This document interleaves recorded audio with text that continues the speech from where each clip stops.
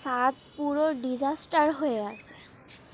খুলনায় যাব, যাওয়ার আগে সব ময়লা টয়লা পরিষ্কার করে দিয়ে গেছি, এর জন্য সব একদম এলোমেলো এলোমেলো হয়ে আছে। আর ওখানে একটা চাল দিয়ে দেবে, কারণ এখানে আমি মাছ চাষ করতে, ওই কি মাছটা নিচে চলে গেল। এদের বেবিও হয়েছে।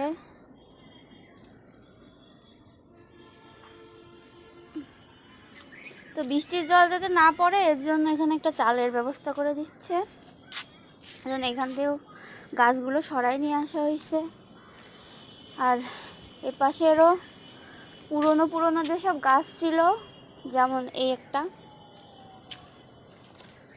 এগুলো এমন ধরনের গাছগুলো উঠায়ে আবার নতুন করে চারা গাছ লাগাই দিচ্ছি। এই যে এখানে প্রচুর চারা গাছ হয়েছিল, এখান থেকে তুলে দিছি। এখানের বড় একটা তুলসী গাছ ছিল, সেটাও কেটে দেওয়া হয়েছে। এই যে এটার গোড়া এত মোটা, গোড়া তার উঠাতেই পারিনি।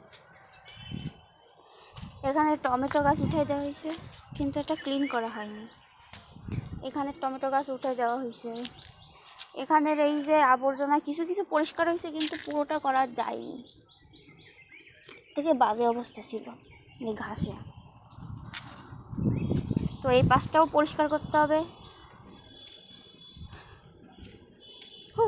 অনেক কাজ।